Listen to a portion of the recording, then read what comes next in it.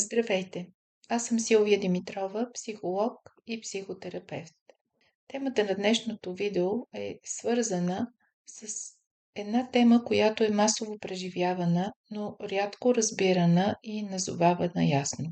Това е когато детето не си позволява да надрасне родителя, да стигне по-далеч от него, защото ще го нарани.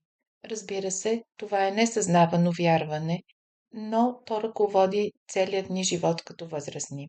Когато родителят не е излязъл от своята зона на комфорт, детето често несъзнателно си казва: "Не мога да стигна по-далеч от теб, защото ще те нараня." Това е несъзнавана лоялност към семейната система. Децата не предават родителите си, когато ги надрастват. Те продължават линията. Но често децата остават в несъзнавания капан да бъдат лоялни към родителите си, без изобщо да осъзнават, че го правят. Не говоря за вина на родителите, а за системна лоялност и за онова невидимо вътрешно правило.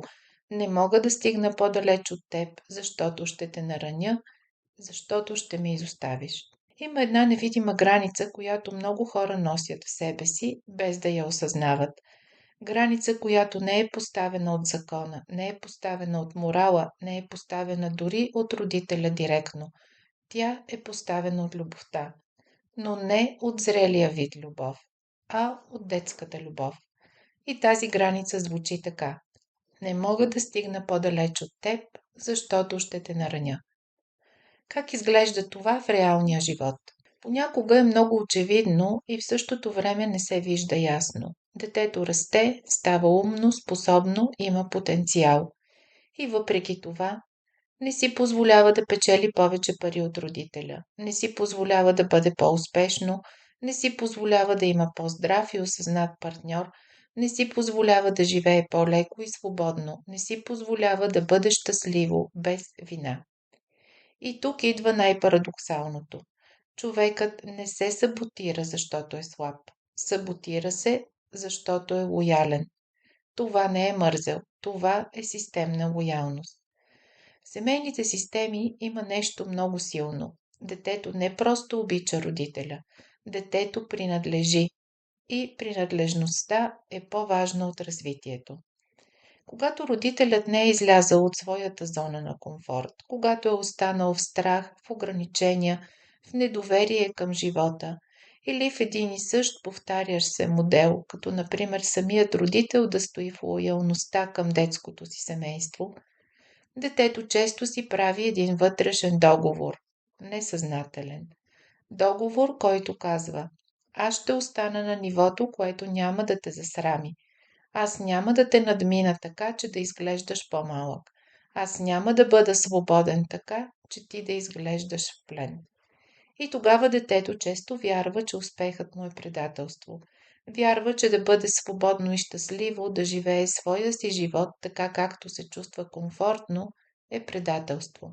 Защото ако родителят е останал в страх, зависимост, жертвена позиция, хронично недоволство, живот на ръба или просто в една тиха депресия, или стои несъзнавано до някой починал роднина, дете, партньор, негов си родител, тогава детето може да преживее развитието си или това да бъде в живота като насилие.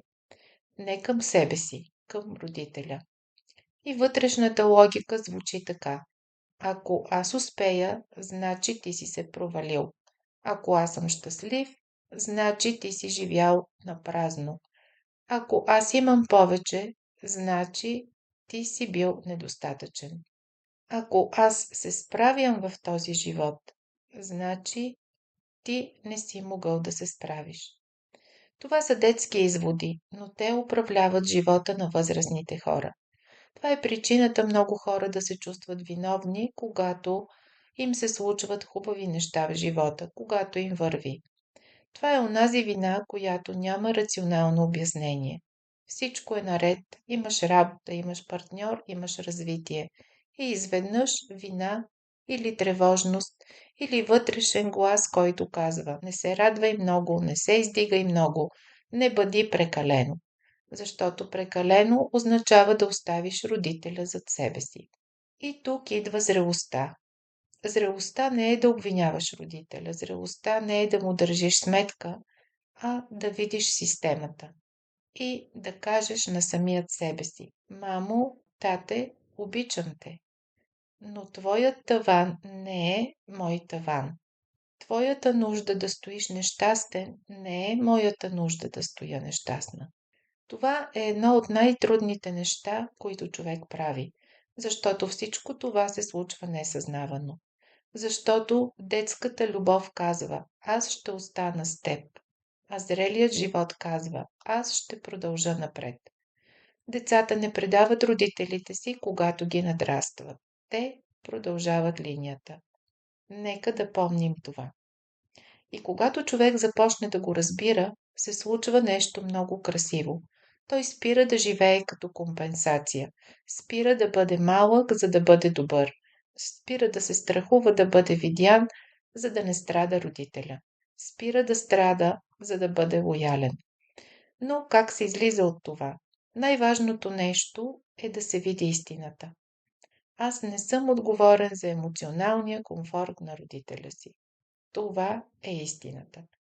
Това не означава да бъдеш жесток, не означава да бъдеш арогантен, не означава да отрежеш хората. Означава да излезеш от ролята на дете, което пази родителя си от болка. Но справянето с тази болка е отговорност на родителя, не на детето. Понякога родителят наистина се наранява. Да, това е реално. Понякога родителят реагира с обида, с ревност, сарказъм, пасивна агресия, дистанциране, реагира с думи като много си се променил, забрави откъде тръгна, сега вече си голямата работа. Реагира с страх, че детето му се променя и така променя и неговия познат комфорт. И тогава идва истинският тест. Дали ще се върнеш назад, за да го успокоиш, или ще останеш в себе си. Много хора цял живот се опитват да бъдат добри деца. Разбира се, несъзнавано. Но зрелостта не е да бъдеш добър син или добра дъщеря. Зрелостта е да бъдеш цял човек. И ако вътре в теб има едно изречение, което тихо те спира, когато искаш да пораснеш, изречение като не мога да стигна по-далеч от теб, защото ще те нараня, може би е време да чуеш и другото. Не те предавам. Просто продължавам линията. Има и още една несъзнавана закономерност, когато стоим в лоялността към родителите си. Когато детето е научило, че любовта и принадлежността се запазват чрез смаляване, съобразяване, недразнене, да не надминеш, да не нараниш, то после пренася същата стратегия в партньорските си отношения. И тогава в партньорството се появява същата динамика, само че с други лица. Как изглежда връзката? Пред родителя: не мога да съм по-успешна от теб. Ще те засрамя. Пред партньора: не мога да съм по-силна от теб. Ще те загубя. И двете са едно и също изречение, само че с различен адресат. Не мога да бъда голяма, ако това ще струва любовта. Това не е просто психологическа идея. Това е нервна система. Ако в детството да си по-голям е водело до обида, студенина, наказание, ревност, отдръпване, сарказъм или кой си мислиш, че си ти, тогава тялото запомня: растеж е равно на опасност. Да избера себе си е равно на това да не ме обичат. И после, дори в зряла връзка, човек се свива автоматично. Дете, което е пазило родителя си от срам, често става възрастен, който пази партньора си от собствената си сила. Ако любовта в детството е била условна, човек често прави любовта в зрелия си живот условна. Но условна вече към самия себе си. Разбира се, има и добра новина. Това е модел. И всеки модел може да се промени. Всеки може да избере тази промяна, когато разпознава този модел. Ще направя следващо видео, свързано с това как, когато несъзнавано пазим родителя си, Тогава правим същото и с партньорите си и как можем да излезем от този модел. Благодаря ви, че бяхме заедно и в това видео и до скоро!